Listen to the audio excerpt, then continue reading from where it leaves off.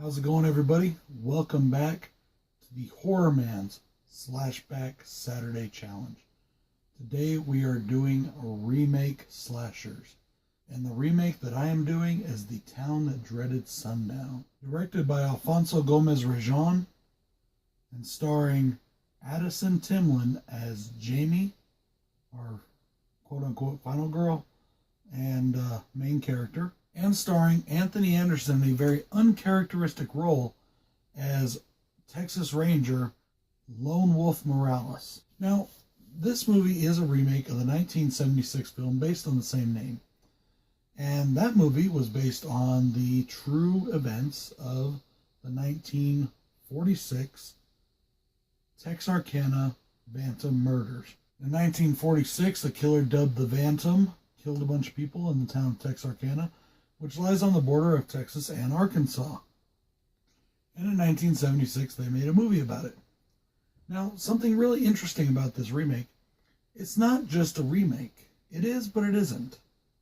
It's a remake, it's also a sequel. It's also a reboot. This movie acknowledges the original film. The original film plays a huge part in this movie. This movie takes place in a world where the 46 murders happened. A film crew came around to make the movie in 76, and now the murders have started back up again in 2013. So some people have said, well, is it a remake or isn't it a remake? It is a remake, but it is also a sequel. There will be spoilers in this review today, guys, so just a heads up, there are spoilers. Our movie starts out at a drive-in movie theater where they are showing, in Texarkana, the House That Dreaded Sundown. They show it every year on Halloween. We even have a local church group there protesting the showing of the movie. Our main character, Jamie, her and her kind of boyfriend, guy she's kind of into, named Corey, they are at the movies, and she decides she doesn't want to watch it anymore. So they take off and they go off to park and, have a little bit of fun and a little bit of talking, and all of a sudden, Baghead Jason shows up. And I'm not kidding. Baghead Jason literally came all the way from Crystal Lake to show up in Texarkana. Playing. A killer that looks a lot like Baghead Jason shows up. The killer forces them out of the car, forces her to turn around while he then kills her boyfriend Corey. She gets away, and she starts her own investigation into the events alongside the investigation that the Texas Rangers have put together. She meets another young Othello by the name of Nick, and she starts to fall for him. They get together, they investigate together, they fuck together, whatever. You know how it goes. As they're investigating, they do everything from investigating the original murders to the filmmaking, to the filmmakers, and they find out all these little bits and pieces about what's going on. All the while, she is being protected by a deputy, Deputy Foster, who is there to make sure that she is safe. He's stationed outside her house. She confides in him. She asks him to help investigate. He helps her out. All these things are going on because a lot of the police force doesn't believe her. Now, our main Texas Ranger, Lone Wolf, he believes her. Anthony Anderson, as I said, once again, in a very uncharacteristic role for him. No humor in this movie really whatsoever. This movie is all about the horror. If you've seen the original 1976 movie, you'll know that it's a bit cheesy at times. Not at all in this film. Not at all. As the investigation starts to unfold, Jamie's grandmother realizes that Jamie has gotten all these acceptance letters to college. And she doesn't want this event to centralize Jamie's life, which it is very much starting to do. So she tells Jamie they are leaving. They are leaving, getting out of town. They are getting out of Dodge. Jamie gets down with her boyfriend, packs up the car. Boyfriend walks home. Boyfriend gets killed. Jamie and Grandma head out of town, stop at a gas station. There's an old man pumping gas. Old man gets killed. Grandma gets killed. Clark gets killed. Everybody gets killed in this movie. Everybody dies. The Bantam killer, or Sackhead, he starts chasing down Jamie. When he finally catches Jamie, there's a struggle, and she finds out that there is actually two killers.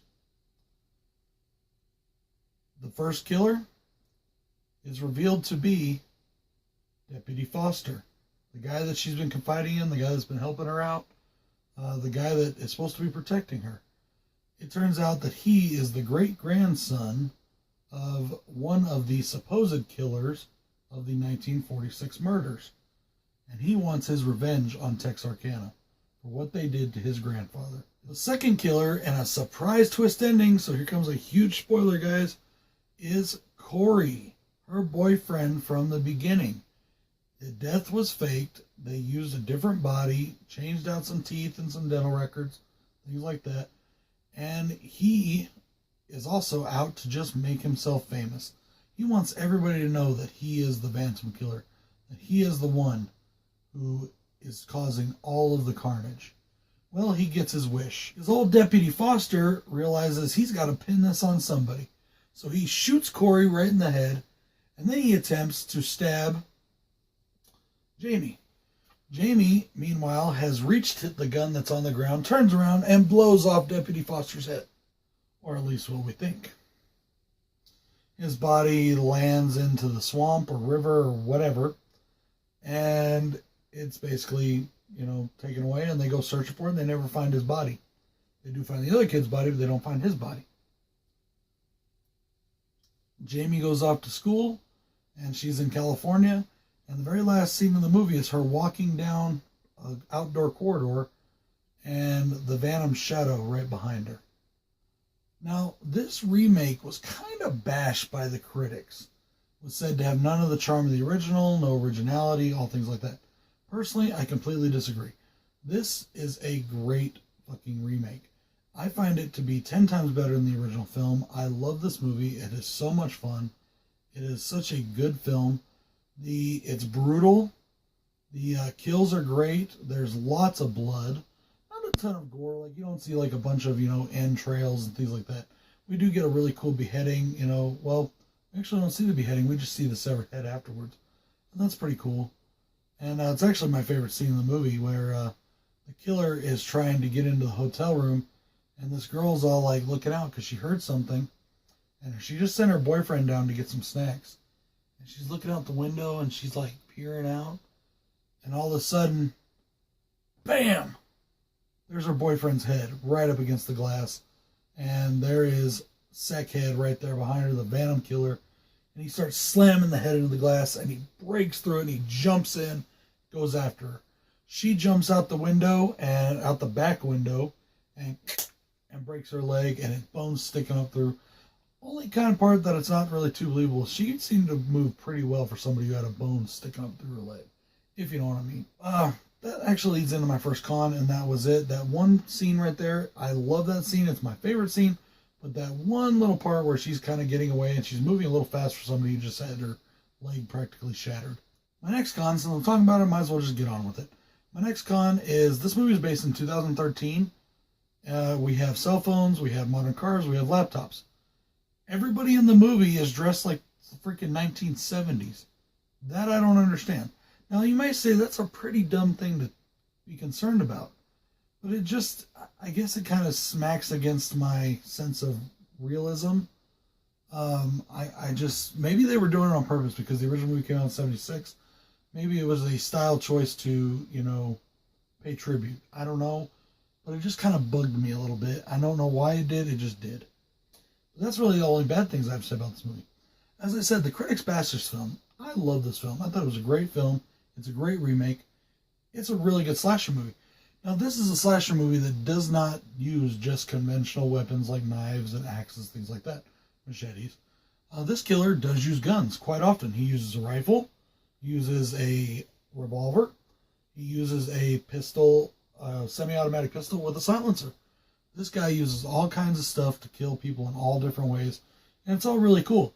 There's this great scene where the sheriff of the town, basically, he's right directly under the Texas Ranger. He's off for the night. He's getting him a little some, Girl's going down on him. He's sitting in the chair chilling, about to take a sip of his beer, and looks out like this out the window, and then bam, bullet right in his eye. Zoom out, and there's the killer standing right outside the window watching. And he just put a bullet through his eye. Really cool. Then he chases the girl down, chases her through the corn or the wheat field, not a cornfield, it was a wheat field. Chases her through the wheat field, stabs her to death, puts her up on the scarecrow cross, all crazy.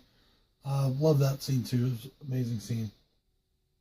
I really enjoy this film. It pays so much tribute to the original. It doesn't just copy the original. Now, a lot of the kills in this film are the kills from the original. We have the famous or infamous, however you want to put it, trombone kill. And that's one of my absolute favorite kills too, is he takes this big old Bowie knife, duct tapes it to the end of a trombone, and he kills the kid that's tied up by stabbing him through the back while he's playing the trombone. And not playing it well, but it's still good. And it's hilarious, even though it's not funny. It's a really cool scene, and I really love it. That is one scene that they took verbatim from the original, and I love that they did that. But they are self-aware in this movie. The trombone scene is very prevalent in the original film. So, as they're trying to solve the case, Ranger Morales is asking his deputies and the sheriff, well, what happened after the trombone kill? And they're like, well, after the trombone kill, it was a double homicide, killed 2 more people. And they were using the points of the movie as the killer was reenacting them to try and find the killer. Very self-aware, very cool like that, and I really enjoy that. I really enjoy all the acknowledgments to the original film. I enjoy that they make reference to the original film so many times in the film. I love it. I think it's very cool. It's a very unique way to do a remake. It made it to where it was not just a shot-for-shot remake. It actually utilized the original film as a plot point in the movie. Something else I love about this movie is the style it's filmed in. It's very stylized. There's a lot of really cool shots.